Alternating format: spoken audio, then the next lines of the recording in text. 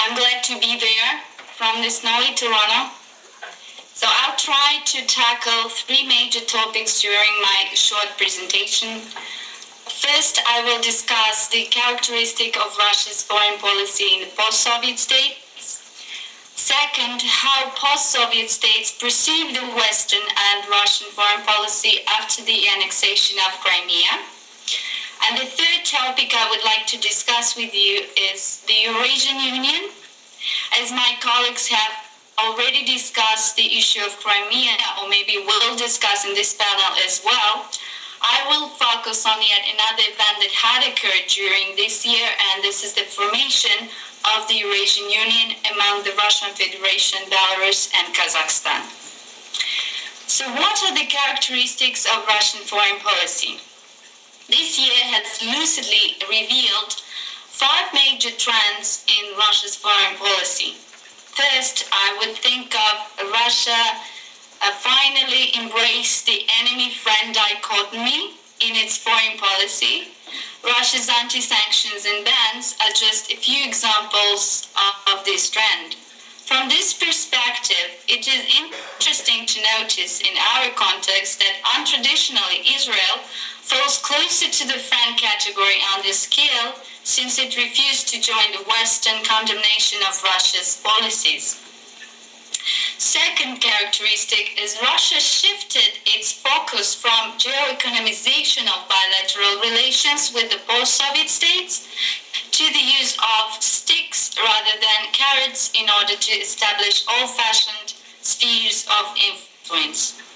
So if previously to the Euromaidan events, let's say from the 2004 Orange Revolution, Russia pursued the model of a liberal empire, that is an expansion of capital and business outside the country to promote Russian interest and to gain an access to natural resources and to control strategic facilities of the CIS states, gradually Russia pursued a different path, which focused on taking direct control over the territories of the so-called rebellious states, thereby demonstrating its resolve to use force even against its closest neighbors and allies.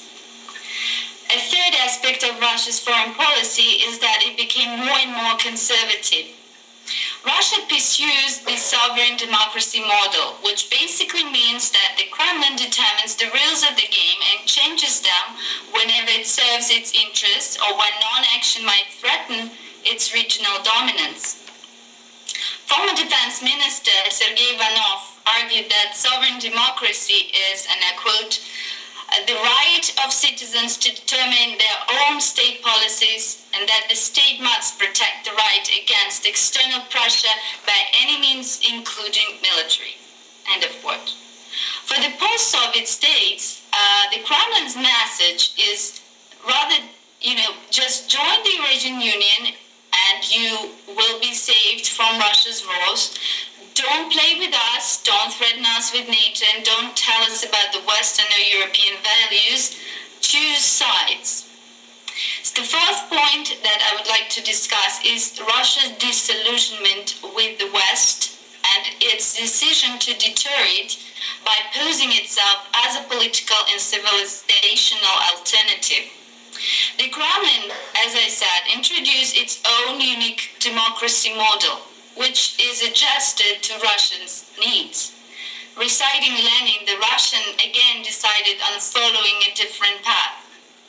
President Putin continuously emphasized in his speeches through all these years in different forums that Russia is ready to cooperate with Western partners, but completely rejects their attempts to influence it, including their use of democratization of Russian society claim in order to interfere in internal affairs. So when Euromaidan revolution occurred, Putin decided to rise up to the occasion and to take advantage of the situation. The Russian actions in eastern and southern Ukraine can be understood in this context of Russia's retaliation, or as the Kremlin's way to deter the West from encroaching any further onto what the Russians perceive as their backyard.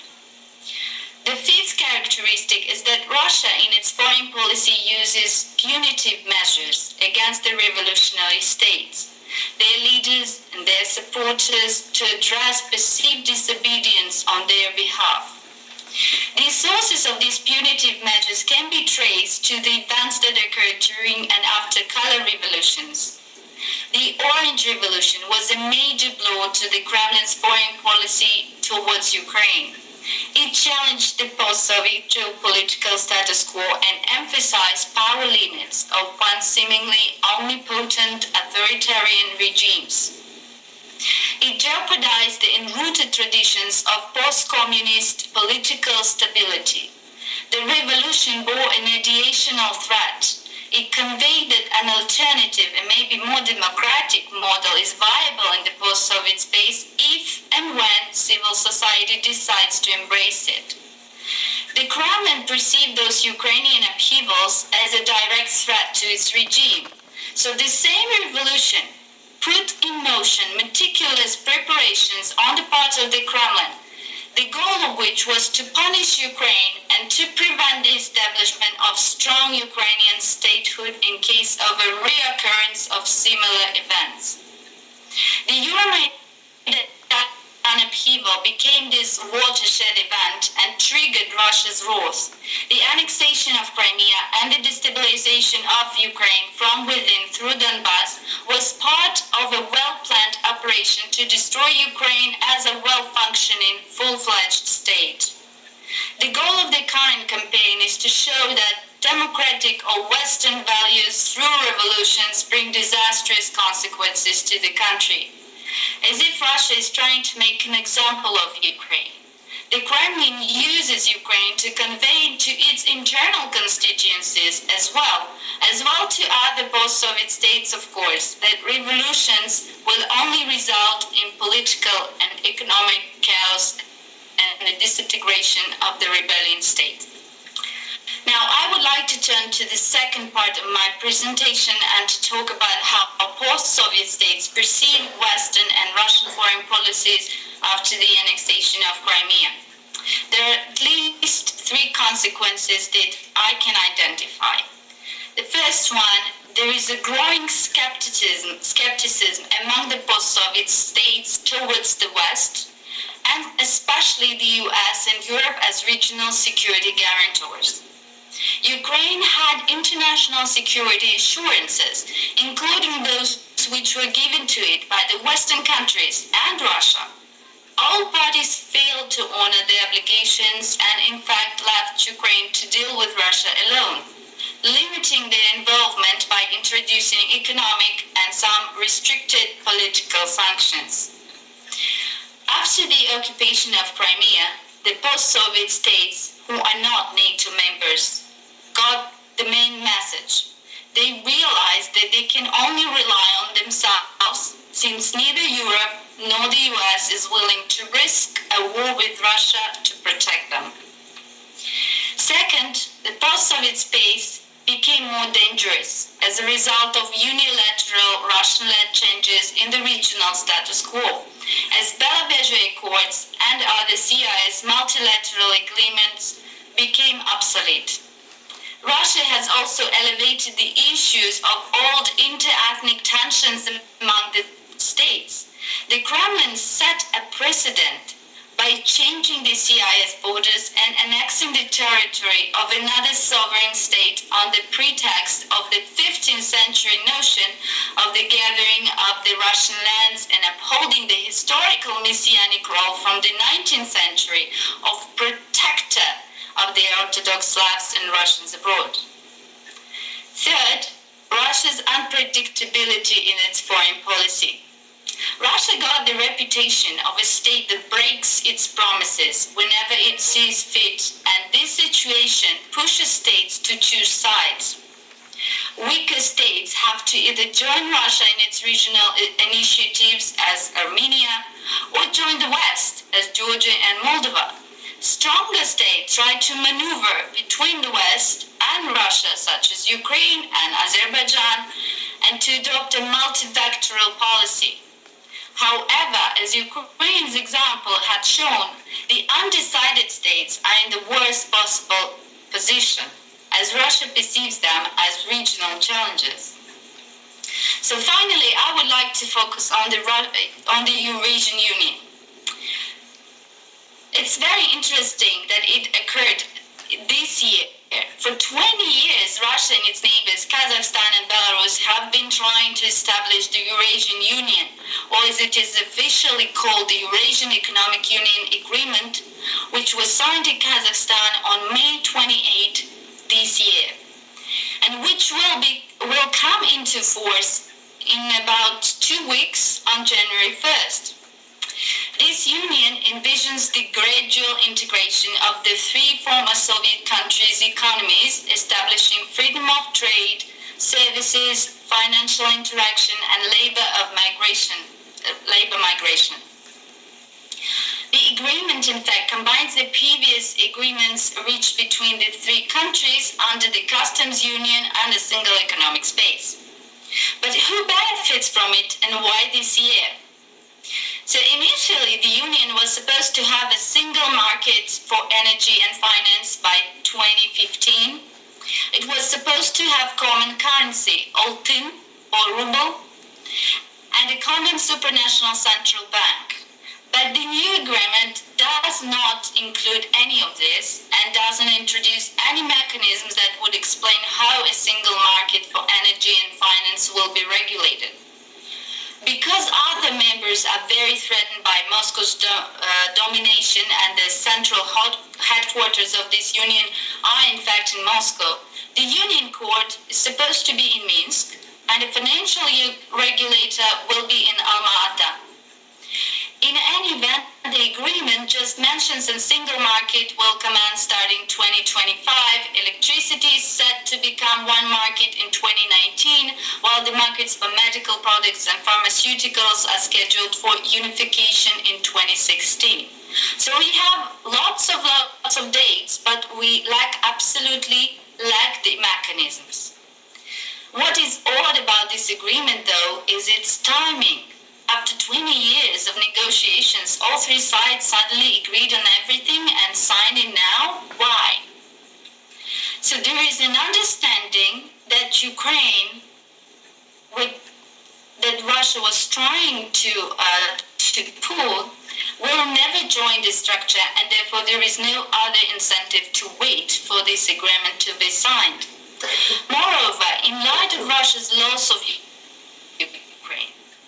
it was politically important for Russia to establish this union to demonstrate that even at this dire situation, where Russia is ostracized by the West and its main partners in the EU defy Moscow's policies, it's still a center of attraction in the post-Soviet space, and there are states who are willing to join Moscow-led regional initiatives.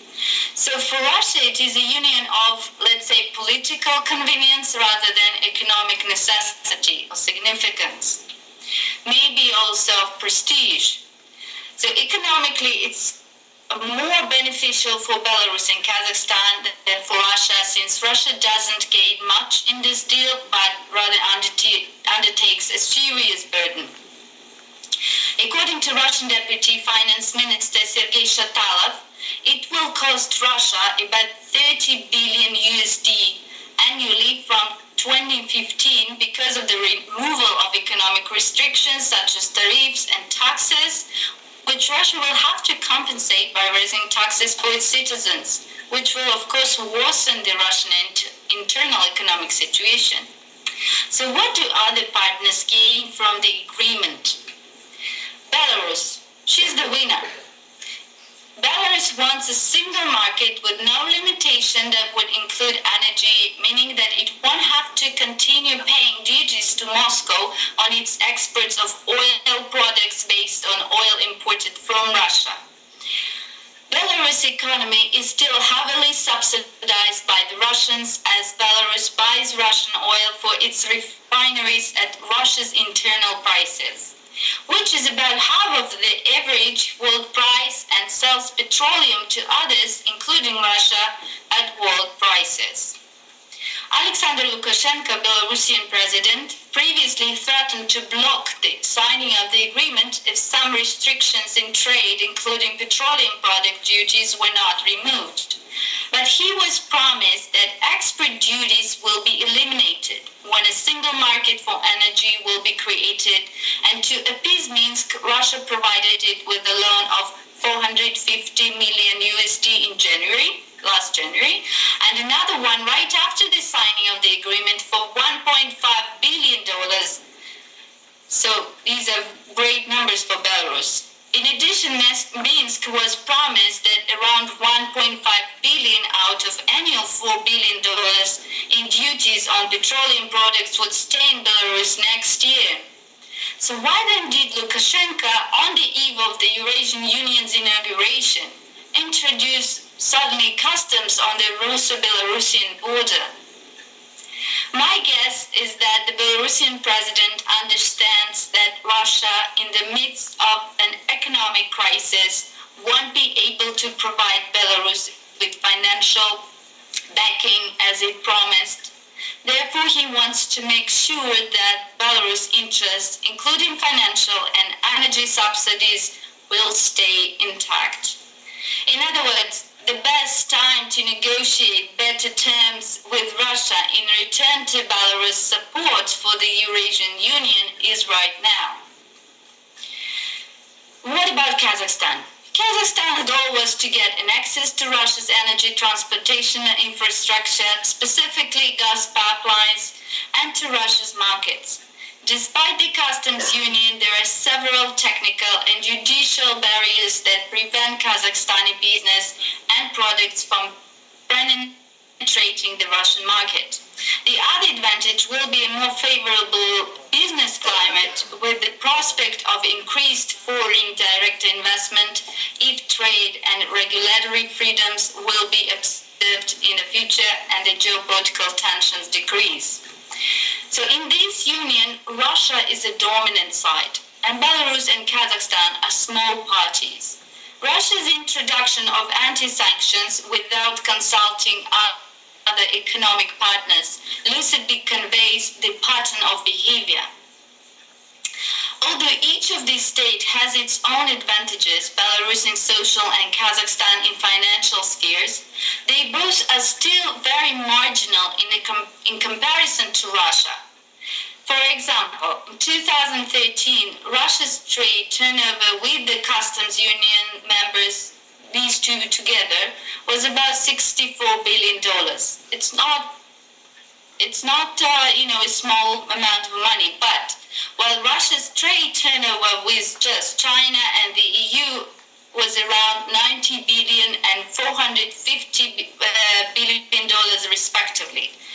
Moreover, when we talk about economic union, it presupposes a common currency and common regulatory rules, and these are lacking in the agreement. Nonetheless, Russia is likely to draw more post-Soviet states to the Union by transferring resources to them, of course its resources, in the form of reduced prices for gas, oil, and weapons. For example, Armenia, Kyrgyzstan, Tajikistan, and maybe even Turkey from outside the region.